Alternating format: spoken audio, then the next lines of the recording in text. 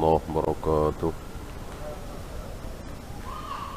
إن الحمد لله نحمده ونستعينه ونستغفره ونعوذ بالله من شرور أنفسنا ومن سيئات أعمالنا.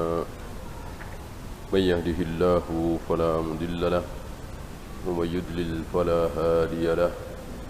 أشهد أن لا إله إلا الله وحده لا شريك له وأشهد أن محمدا عبده ورسوله وبعد. Terakhir beliau bahas tentang ucapan Nabi bahwa Allah mendengar dan melihat. Allah mendengar dan melihat. Nabi mengatakan seperti itu sambil apa? Ya. Nabi mengatakan bahwa Allah melihat, Allah mendengar sambil menunjuk mata dan telinga beliau dengan jempol dan telunjuknya. Ya. Seperti ini, dengan jempol dan telunjuknya.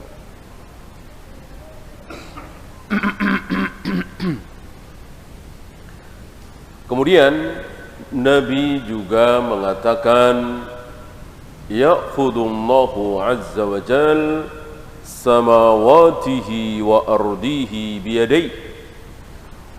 Allah azza wa jal mengambil langit-langit, menggenggam langit dan bumi dengan kedua tangannya sambil beliau begini, ya, menggenggam telapak tangan beliau lalu melepaskannya. Wa yaqbidu asabi'ahu wa yabsutuha, menggenggam jari-jari beliau kemudian melepaskannya. Allah menggenggam langit dan bumi sambil beliau memperagakan dengan tangannya. Nah, kemarin ada pembahasan, bolehkah kita mengikuti cara Nabi tersebut? Beliau membawakan dua pendapat ulama. Yang pertama, membolehkan secara mutlak, karena perbuatan Nabi tentu untuk diikuti, untuk ditiru, untuk dicontoh. Dan Nabi maksum. Seandainya beliau kurang tepat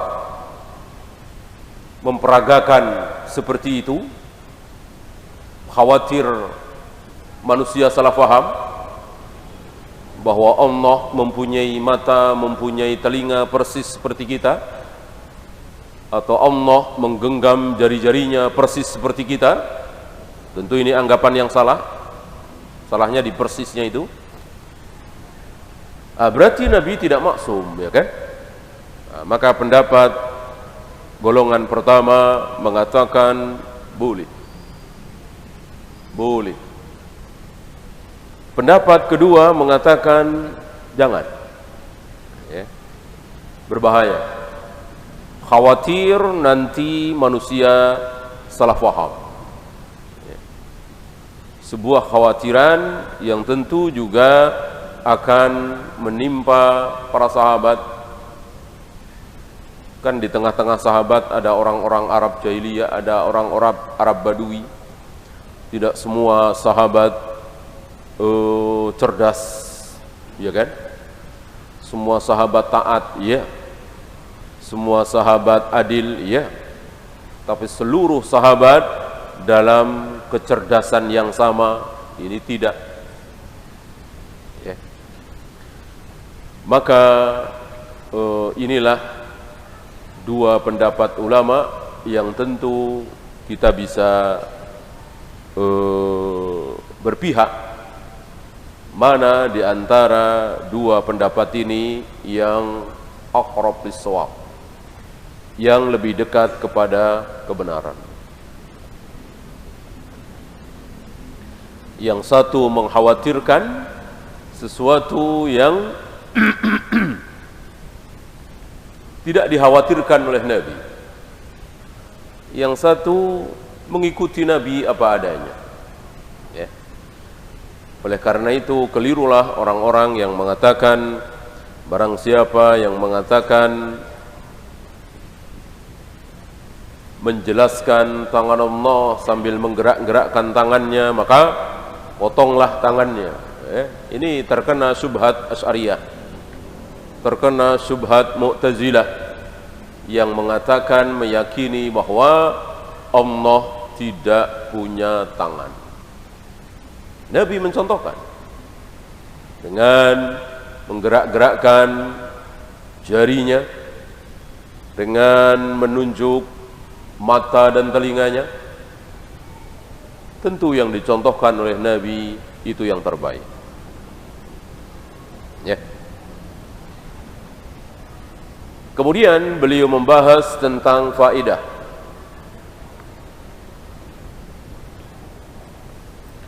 Apa faedah mengimani dua sifat Allah, as-sam'u wal basar, wal faidatul maslakiyatu minal imani bisifati as-sam'i wal basar. Apa faedahnya? An nuhadhdhira mukhalafatallahi fi aqwalina wa af'alina. Kita semakin takut menyelisihi Allah. Kita semakin takut bermaksiat kepada Allah, baik secara ucapan atau perbuatan. Setiap kali kita mengucapkan perbuatan dosa, Allah dengar. Setiap kali kita melakukan perbuatan dosa, Allah melihat. Ini salah satu faedah kita mengimani bahwa Allah melihat, Allah mendengar. Dan tidak perlu ditanyakan maksud mendengar melihat itu apa. Semua orang tahu mendengar itu apa, melihat itu apa. Persis seperti kedua tangan Allah, wajah Allah, tidak perlu ditanyakan maksud tangan Allah itu apa, maksud wajah Allah itu apa. Semua orang tahu wajah itu apa, semua orang tahu tangan itu apa. Yang wajib kita imani bahwa tangan Allah tidak sama dengan tangan siapapun, wajah Allah tidak sama dengan wajah siapapun, sebagaimana pembahasan yang diulang-ulang oleh beliau di kitab ini.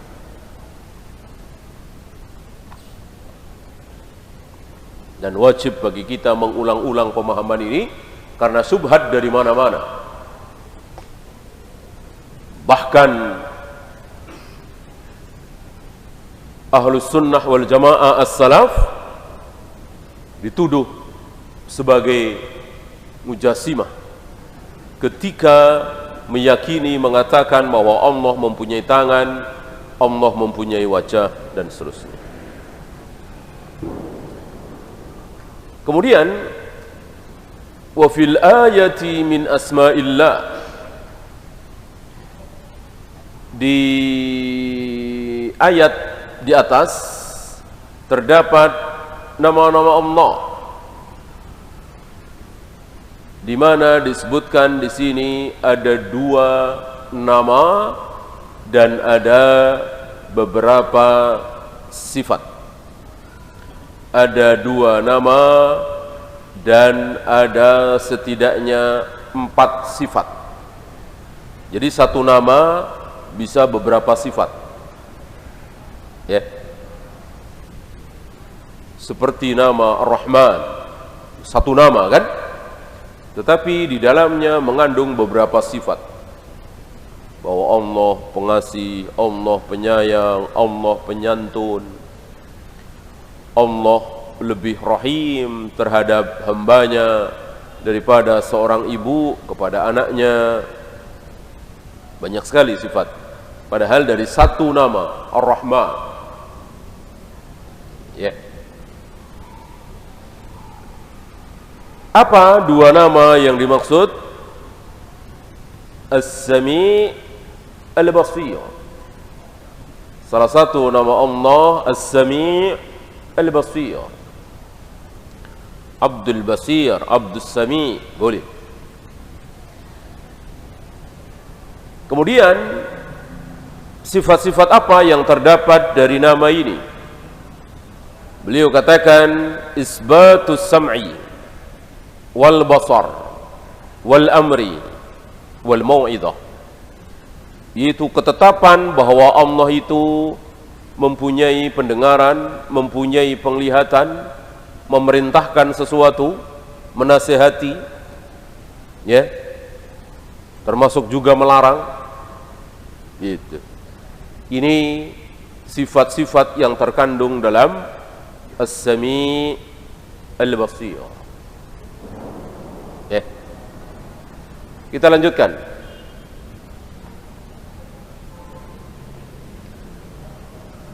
Muallif membawakan surat Al-Kahfi ayat 39.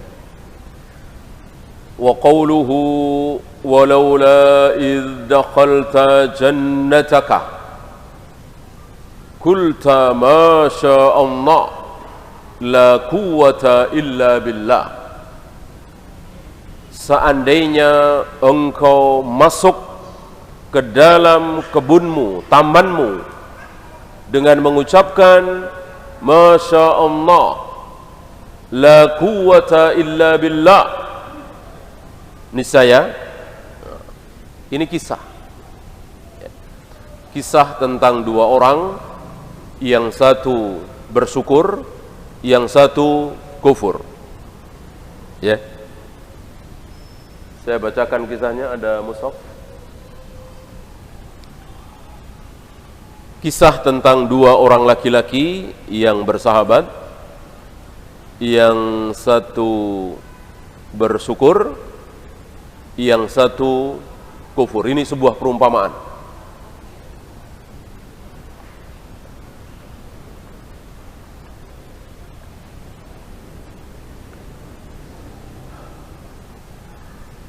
Allah banyak sekali membuat perumpamaan-perumpamaan dalam Al-Quran, di antaranya dalam surat Al-Kahfi ini.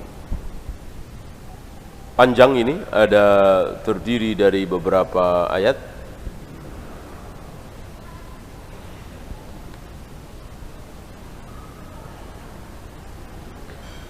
Dimulai dari ayat 32. Ya.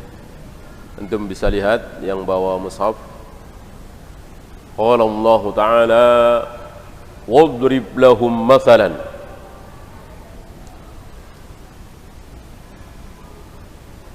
Sampaikan kepada mereka sebuah perumpamaan.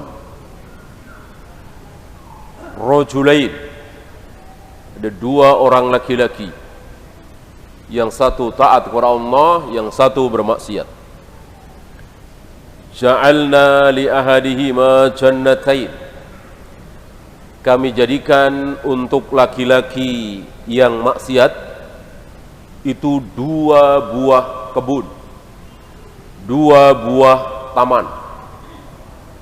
Antum bisa bayangkan Abu Jahal, Abu Lahab, kafir Quraisy mendengar kata taman, mendengar kata kebun, itu seperti apa ya keinginannya.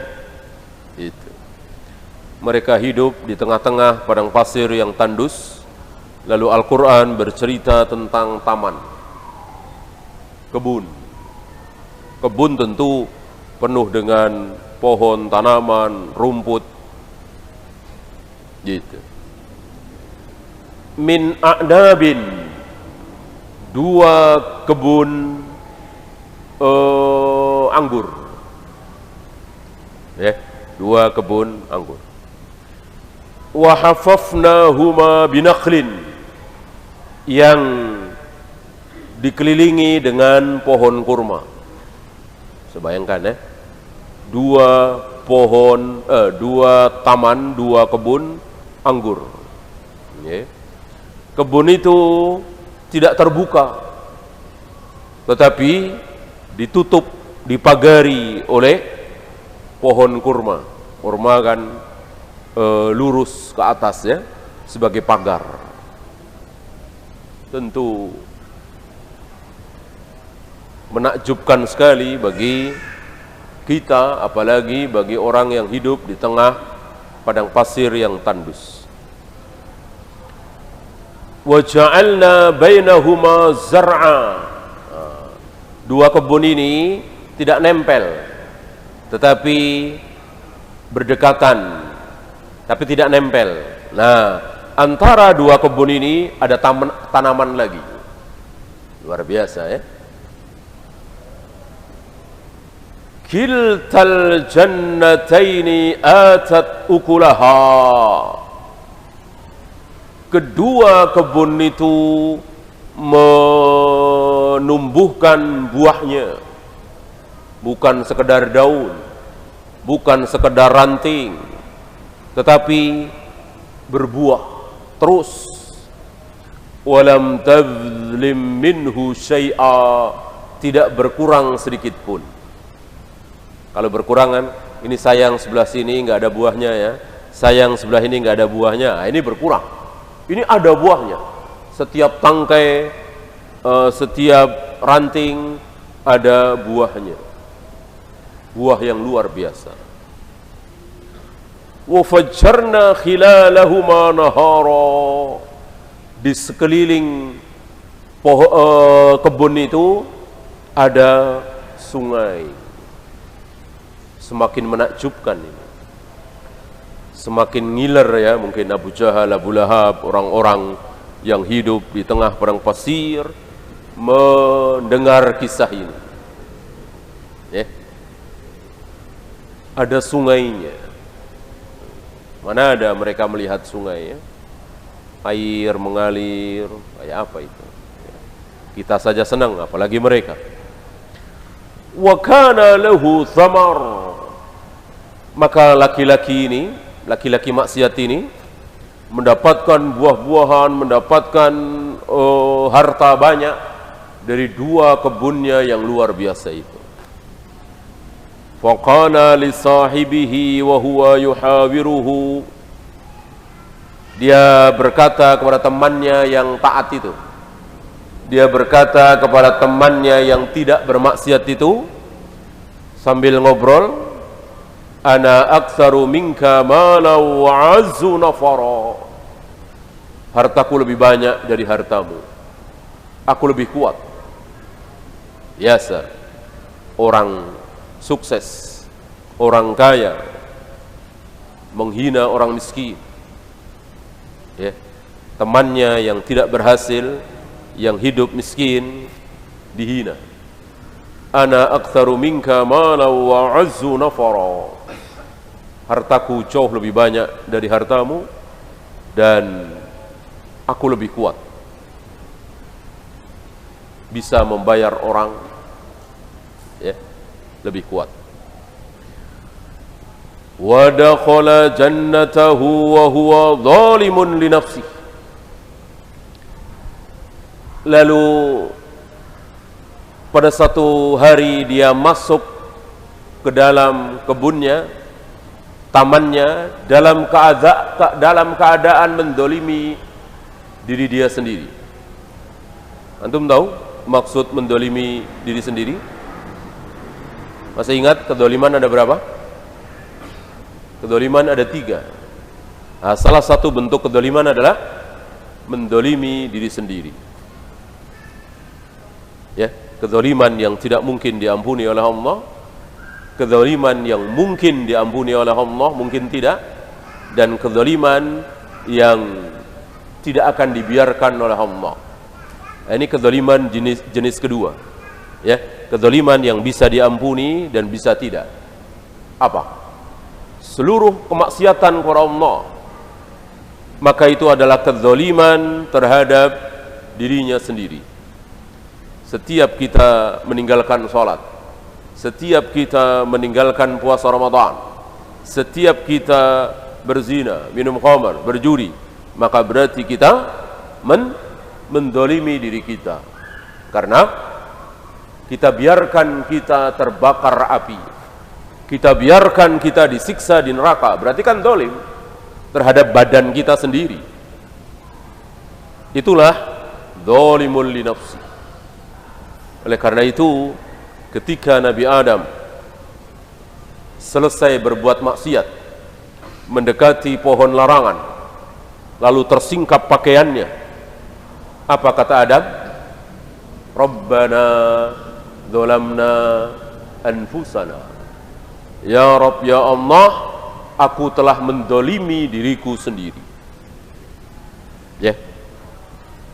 Maka seluruh perbuatan maksiat berarti kita zalim terhadap badan kita. Nah, laki-laki ini satu hari masuk ke dalam kebunnya sambil mendolimi dirinya sendiri, sambil berbuat dosa. Mungkin sambil minum khamar, mungkin sambil menggunjing orang, mungkin sambil berbuat maksiat, mendolimi dirinya sendiri. Apa katanya? Dari kalimatnya jelas dia mendolimi dirinya sendiri. Ma adunnu an tabida hadhihi abada. Aku yakin hartaku ini tidak akan habis, tidak akan musnah. Dia yakin apa yang dia miliki itu kekal. Ya.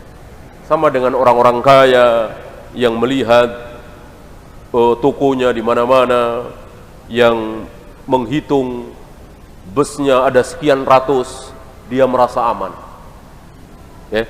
Sementara dia tidak punya utang, perusahaannya berjalan dengan lancar, sehat, setiap hari untung bersih sekian ratus juta, bahkan sekian miliar. Dia merasa aman. Dia merasa aman bahwa dia akan memiliki ini dan bisa diwariskan turun-temurun 7 turunan misalnya. Kira-kira seperti itu. Melihat dua kebunnya yang luar biasa, berhektar-hektar, subur, kaya raya, dia mengatakan ma'adunnu an tabida hadhihi abada. Aku yakin milikku ini tidak akan binasa. Wa ma'adunnu sa'ata qa'imah. Dan saat bisa bermakna hari kiamat, bisa bermakna saat di mana kehancuran itu tiba. Ya. Meja ini ada saatnya, gelas ini ada saatnya, masjid ini ada saatnya untuk hancur. Nah, termasuk kebun dia ada saatnya untuk hancur, tapi dia mengatakan, aku yakin nggak akan hancur. Ya. Berarti lupa diri dia, tidak sadar. Kalau dia sadar, mana ada sesuatu yang tidak hancur, sesuatu yang tidak binasa, tidak ada. Segala sesuatu pasti akan binasa, akan hancur.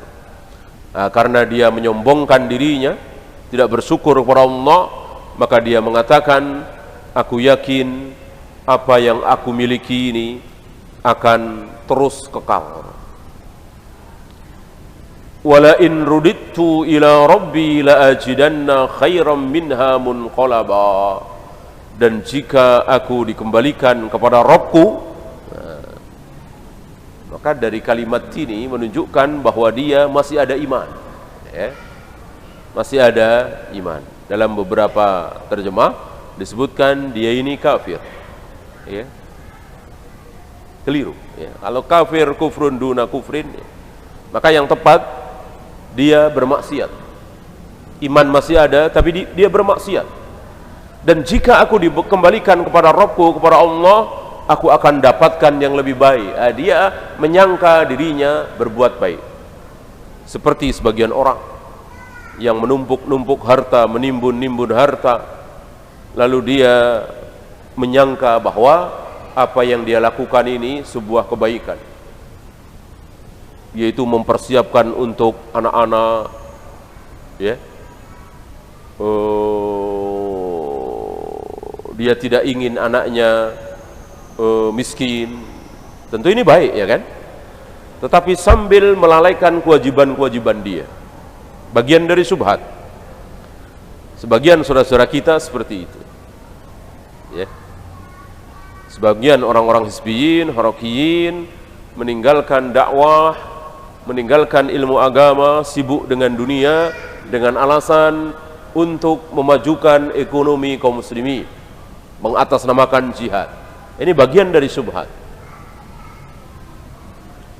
Menyangka bahwa dia sedang berbuat baik, padahal tidak. Ketika dia tidak lakukan itu semua, Allah tidak akan nanya. Adapun jika dia tidak tahu tata cara wudu yang benar, Allah akan nanya. Ketika dia tidak ajarkan bagaimana cara solat seperti solatnya Nabi kepada anak-anaknya, dia akan ditanya. Ya, dia lupa ini. Justru dia melakukan sesuatu yang Allah tidak akan nanya. Ya, memajukan ekonomi umat, menyatukan umat, hal-hal besar yang bukan urusan dia, bukan kewajiban dia. Kewajiban para tokoh, para pemimpin. Qala lahu sahibuhu wa huwa yuhawiruhu. Temannya menasihati. Dalam dialog, temannya menasihati dia. Akafarta billadhi khalaqaka min turabin. Apakah engkau kufur? Kufur tidak selamanya keluar dari Islam. Ada kufur apa? Ada kufur nikmat. Apakah kufur nikmat keluar dari Islam? Tidak. Ya. Apakah engkau akan kufur? Engkau tidak bersyukur kepada Allah yang telah menciptakan engkau dari tanah, kemudian menciptakan dari nutfah. Nah, tentu ini kita semua manusia. Kita semua manusia selain Adam tidak dicipta dari tanah. Siapa yang diciptakan dari tanah? Hanya Adam. Selain Adam tidak diciptakan dari tanah, tapi dari nutfah, min nutfatin. Thumma sawwaka rajula. Lalu Allah menjadikan engkau seorang laki-laki sempurna. Berkaki dua, bertangan dua, ada kepalanya, mata dan seterusnya, sempurna. Tadinya air hina, air mani, nutfah. Jauh sekali sifatnya. Ya. Lakinnahu Allahu Rabbi wa la usyriku bi Rabbi ahada. Dialah Allah Rabbku. Aku tidak akan menyekutukan Allah dengan satu apapun. Ini salah satu bentuk nasihat. Ya, tentang dirinya. Gitu. Menyebut tentang dirinya. Ketika kita sepadan, setingkat dengan si fulan. Kita ingin menasihati si fulan, tapi dia bukan adik kita, bukan anak kita, bukan adik kelas kita, bukan murid kita, sepadan. Nah, bisa kita menyebut diri kita. Kalau saya tidak, kalau saya begini. Gitu. Ini lebih sopan. Ya, barangkali lebih diharapkan bisa diterima. Berbeda dengan adik kita, murid kita. Kamu jangan begitu, haram. Kamu harus begini, harus begini. Adapun kepada teman, boleh dengan cara seperti ini. Lakinnahu Allah Rabbi wa la usyriku bi Rabbi ahada. Dialah Allah Rabbku, aku tidak akan menyekutukan Allah dengan satu apapun. Bercerita tentang dirinya. Walaula idh dakhalta jannataka kulta ma sya Allah. Nah, ini.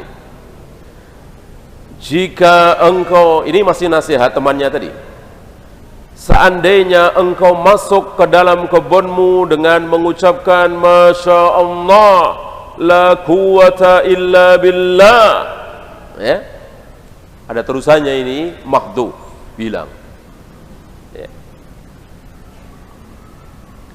Seandainya engkau masuk ke dalam kebunmu dengan mengatakan Masya Allah, Ini semua adalah kehendak Allah. Ini semua adalah kehendak Allah. La quwata illa billah. Tidak ada kekuatan kecuali Allah. Niscaya lebih baik. Maksudnya seperti itu. Kenapa engkau tidak ucapkan itu? Kenapa justru mengucapkan kalimat-kalimat kufur? Ma adunnu sa'ata qa'imatan. Aku yakin ini tidak akan musnah. Aku yakin ini bisa menopang hidupku. Aku yakin ucapan-ucapan orang sombong. Temannya menasihati. Kenapa tidak engkau ucapkan Masya Allah, la quwata illa billah. In tarani ana aqalla minka malan wa waladan fa'asa rabbi ayyu'tiyani khairan min jannatik. Engkau lihat aku, hartaku, anakku lebih sedikit. Berarti banyaknya anak menjadi kebanggaan di hari itu. Engkau lihat aku, hartaku lebih sedikit, anakku lebih sedikit, tapi mungkin Allah akan memberikan kepadaku yang lebih baik dari kebunmu. Wa yursila 'alaiha husbanan, dan tidak mustahil Allah akan mengirimkan angin panas, petir halilintar dari langit. Fatusbiha sa'idan zalaqa, lalu kebunmu menjadi kering, menjadi tidak berbuah lagi, mati semua. Au yusbiha ma'uha ghaura, dan menjadikan airnya kering. Kan ada sungai di situ, kering. Falan tastati'a lahu talaba, engkau tidak bisa berbuat apa-apa. Wa ukhita bi thamarihi fa asbaha yuqallibu kaffaihi, dan betul ucapan temannya itu terjadi. Buah-buahannya rontok, kebunnya hancur, mati. Fa asbaha yuqallibu kaffaihi, lalu dia membolak-balikkan kedua tangannya. Perbuatan orang Arab ketika menemukan kegagalan, membolak-balikkan tangannya. Ala ma anfaqa fiha wa hiya khawiyatun ala urushiha. Dia menyesali, dia meratapi apa yang telah dia lakukan. Dia mati-matian berjuang mendapatkan kebun tersebut, habis. Wa hiya khawiyatun ala urushiha. Arasnya, daun tertingginya rata dengan tanah, tumbang semua. Wa yaqul ya laitani lam usyrik bi rabbi ahada. Celaka, seandainya aku tidak menyekutukan Rabbku dengan satu apapun. Seandainya aku bersyukur, seandainya aku tidak kufur. Walam takun lahu fi'atun yansurunahu min dunillahi wa ma kana muntasira. Ini dibawakan oleh muallif untuk menunjukkan ketauhidan. Kita kembali kepada keterangan Syekh Utsaimin tentang ayat ini.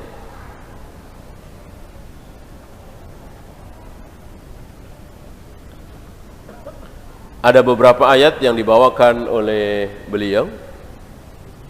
Nanti kita bacakan syarah beliau sekaligus. Ayat kedua, ayat ke-253 dari suratul Baqarah. Qala Allah Ta'ala, walau sya'allahu maqtatalu. Jika Allah menghendaki, maka mereka tidak saling berperang, tidak saling membunuh. Jika Allah menjadikan seluruh manusia ini damai, tidak ada yang saling membenci, saling berangkulan, saling berpelukan, mungkinkah? Sanggupkah? Tentu sanggup. Tidak ada yang tidak bisa dilakukan oleh Allah. Jika Allah menghendaki seluruh manusia damai, tidak ada peperangan. Walakinallaha yaf'alu ma yurid. Akan tetapi Allah melakukan apa saja yang Allah kehendaki. Kehendak apa ini? Syariah apa kauniyah? Kauniyah apa syariah? Kauniyah. Allah melakukan apa saja yang Allah kehendaki. Kehendak secara kauniyah. Adapun kehendak secara syariah, maka itu hanya yang baik-baik saja. Maka secara syariah Allah tidak menghendaki adanya perzinahan, adanya perjudian, pelacuran, peperangan yang bukan karena Allah. Adapun secara kauniyah, ini kehendak Allah. Tidak ada kejadian di muka bumi ini yang bukan kehendak Allah. Ya. Bahkan peperangan antara kaum muslimin dengan kaum kafirin itu bagian dari kehendak Allah.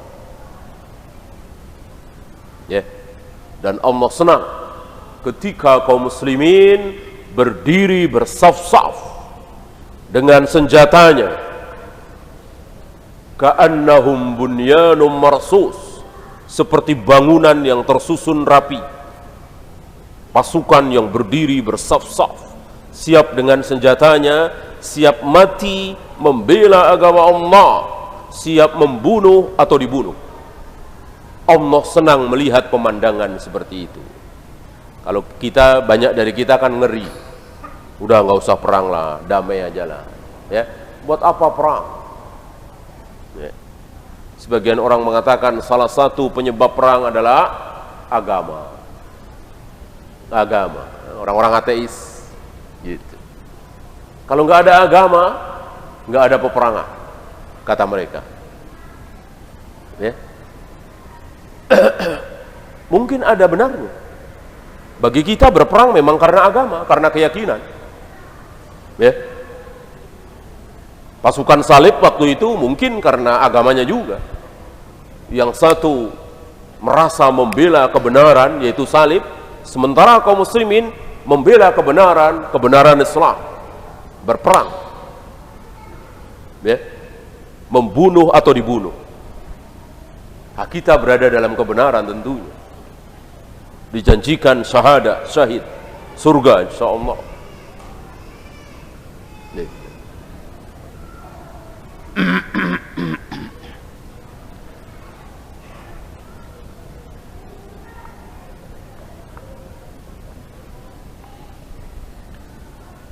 Kemudian ayat pertama dari suratul Maidah, qala Allah Ta'ala, uhillat lakum bahimatul an'am, dihalalkan kepada kalian binatang-binatang ternak. Ini bukan berarti bahwa binatang yang bukan ternak otomatis haram, tidak. Ya. Ada binatang yang bukan ternak. Burung misalnya. Burung tidak diternak kan?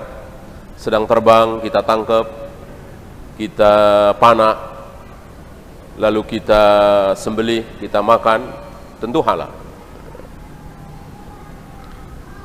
Illa ma yujla alaikum ghaira muhillis saydi wa antum hurum.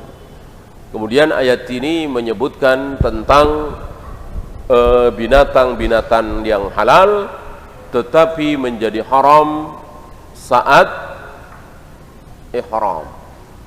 Ya, saat kita berihram. Berburu tidak boleh. Tidak boleh. Membantu juga tidak boleh. Abu Qatadah bersama para sahabat, Abu Qatadah ihram, Abu Qatadah tidak ihram, sahabat-sahabat lain ihram, mau umrah. Abu Qatadah sudah selesai. Para sahabat melihat binatang buruan, kalau kata kita kijang gitu ya. Para sahabat ingin sekali Abu Qatadah lihat gitu. Biar Abu Qatadah lihat binatang itu, karena Abu Qatadah tidak sedang ihram, boleh memburu binatang buruan. Ya, para sahabat pengen banget, kenapa dia nggak lihat ya? Kenapa? Mau ngasih tahu nggak boleh? Ya, ngasih tahu, tuh ada tuh kijang tuh, ya. Kalau ente kan nggak ihram kan, tuh kejar tuh, nggak boleh, haram. Ya, membantu dalam bentuk apapun tidak boleh. Ya. Alhamdulillah akhirnya Abu Qatadah lihat. Gitu. Abu Qatadah lihat. Akhirnya dikejar. Dipanah, dapat bawa keberatan Abu Qatadah. Abu Qatadah minta sama sahabatnya, bantu dong, tolong dong, berat ini. Nggak ada yang mau. Nggak boleh kan? Ini binatang buruan. Kita semua sedang ihram, nggak ada yang mau bantu. Dibawa sendiri berat.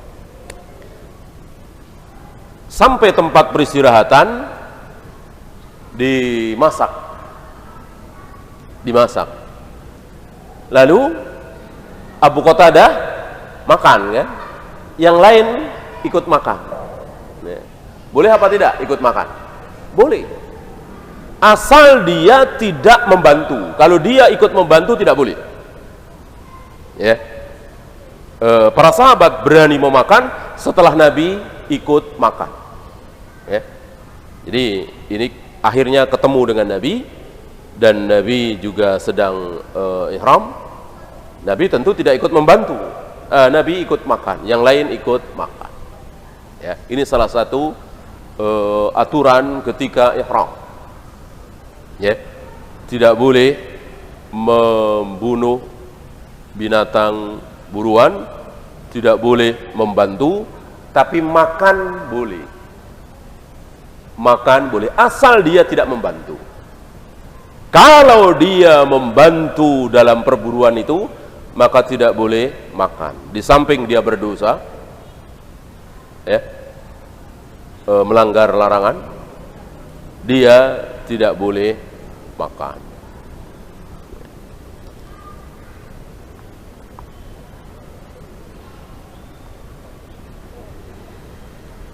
Innallaha yahkumu ma yurid.